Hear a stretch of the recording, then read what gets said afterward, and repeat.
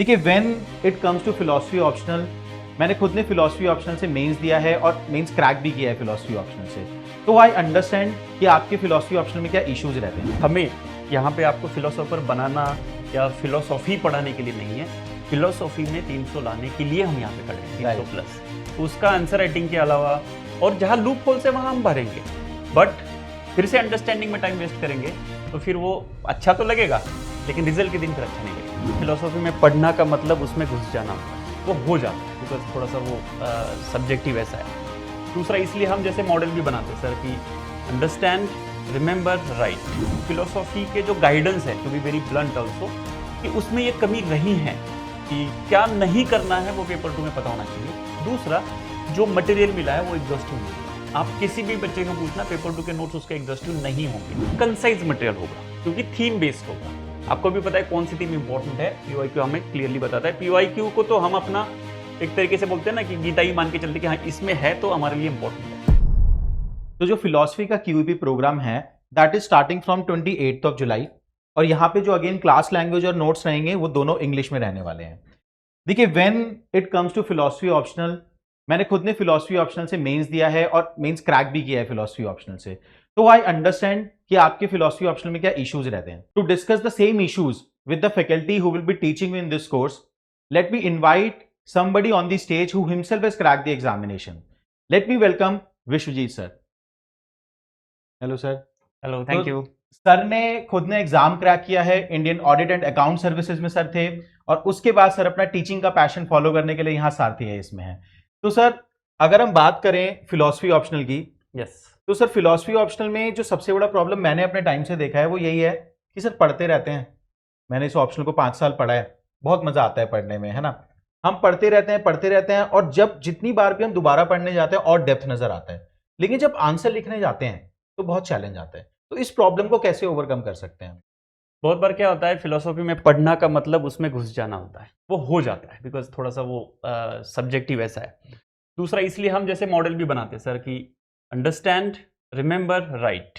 ये स्लोगन ही है अब जो भी कोर्सेस में हमारे हैं। क्यों सिर्फ अंडरस्टैंडिंग पे रुकेंगे तो रिमेंबर नहीं होगा, रिमेंबर नहीं होगा तो राइट नहीं होगा। और ये कोर्स रिमेंबर और राइट पे ज़्यादा फोकस होगा, अंडरस्टैंडिंग ऑब्वियसली फाउंडेशन जिनका हुआ है उन्हीं के कंटेक्स्ट में होगा।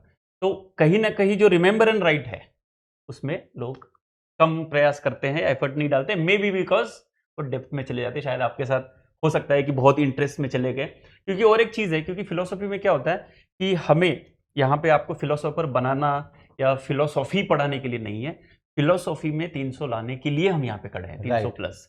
तो उसका आंसर राइटिंग के अलावा और जहाँ लूप होल्स है वहाँ हम भरेंगे, बट फिर से अंडरस्टैंडिंग में टाइम वेस्ट करेंगे तो फिर वो अच्छा तो लगेगा लेकिन रिजल्ट के दिन फिर अच्छा नहीं लगेगा। Right. And sir definitely you have said it right कि यार हमें मार्क्स पे फोकस करना चाहिए। जितनी अंडरस्टैंडिंग रिक्वायर्ड है एग्जाम क्रैक करने के लिए, उतनी अंडरस्टैंडिंग में कवर करें यहाँ पे। सर एक और यहाँ पे चैलेंज मैंने देखा है फिलोसफी ऑप्शनल में, वो है पेपर 2। पेपर 1 इंडियन फिलोसफी हो, वेस्टर्न फिलोसफी हो, वो फिर भी समझ आ जाती है, क्वेश्चन भी पीवाईक्यू अगर प्रैक्टिस कर लिए तो उसी के अराउंड रिवॉल्व कर रहे हैं, है ना। लेकिन पेपर 2 बहुत ज्यादा चैलेंजिंग है, पेपर 2 में डायनेमिज्म भी बहुत ज्यादा है, तो उसको हम कैसे एड्रेस कर सकते हैं? पेपर 2 में थोड़ा सा क्या है कि पेपर 1 का हैंगओवर कम करना होता है।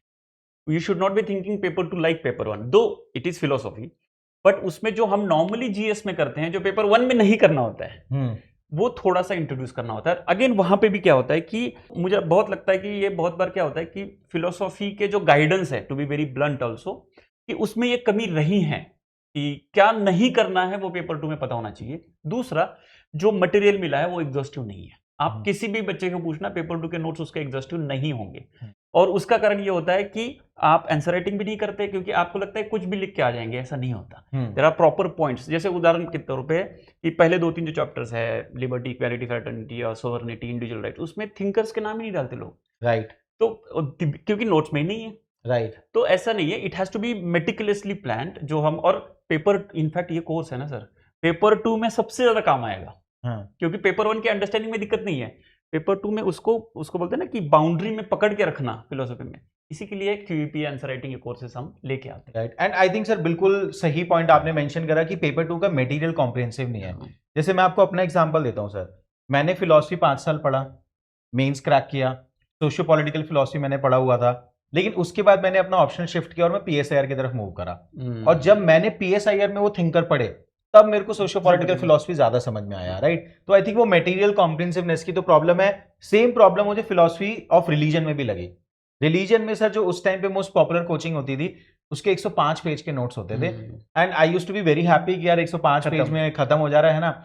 लेकिन लेटर ऑन आई रियलाइज कि यार बुक पढ़ना पड़ेगा, तो वाई मसीह की एक बुक आती है वो मैं लेके आया, वो बुक मैंने पढ़ी, राइट। तो वो कॉम्प्रिहेंसिवनेस की तो प्रॉब्लम है अगर हम पेपर 2 के मटेरियल की बात करें। सर नाउ एक बार डिटेल में let's discuss all the feature of this particular course. तो देखिए this is quality enrichment programme, ठीक है। और इसमें बेसिक फीचर्स मैं आपको बस बताऊंगा। मेन आपके स्टूडेंट के पॉइंट ऑफ व्यू से भी आपको भी क्या ध्यान रखना है। एक तो देखिए 30 लाइव क्लासेस होंगी, ठीक है। तो उसमें रिवीजन, ठीक है।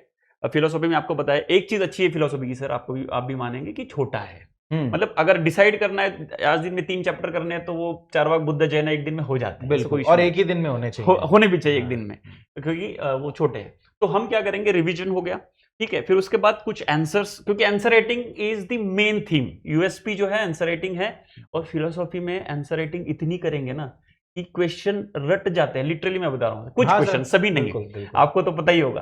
तो उसके बाद क्या होता है ना कि आपका टाइम नहीं जाता एग्जाम में, लेकिन सिर्फ अंडरस्टैंडिंग से नहीं, आंसर राइटिंग से। तो ये यहाँ पे लाइव लॉज भी होंगे, उसमें लाइव आंसर राइटिंग सेशंस कुछ कुछ होंगे, उसमें कुछ आंसर्स आपको हम देंगे भी जो आप लिखेंगे, फिर हम उस पर डिस्कस भी करेंगे। लूप होल्स, स्ट्रक्चरिंग, सब हेडिंग्स, कितना लिखना है, वर्ड लिमिट, ये सब है हम डिस्कस करेंगे।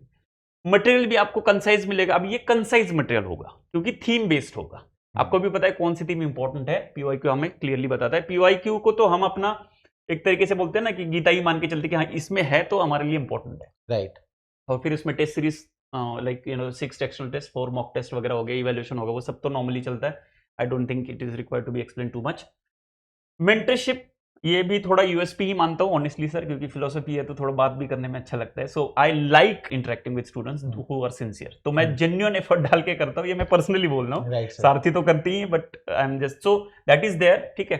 एंड एक जो आपके कन्वीनियंस के लिए भी है, देखो होता क्या है, आपको आंसर राइटिंग करना है, ठीक है। आपको बताया हमने, शेड्यूल भी दिया कि Monday Tuesday what ever day कि इसमें 4 वाक होगा, इसमें होगा। आपको उसके पहले 2-3 दिन 4 दिन कम से कम पढ़ाई के लिए, 2 दिन तो कम से कम पढ़ाई के लिए टाइम मिलना चाहिए। तो हमने भी क्या किया है कि थोड़ा सा एक आध महीना आगे पीछे भी हो जाए कोई दिक्कत नहीं, लेकिन आपको बीच में टाइम मिलता रहे जिसमें आप रिवाइज करें, राइट। तो रिवीजन के लिए भी टाइम है, तो हफ्ते के 1-2 क्लासेस, 2-3 क्लासेस ही है, राइट।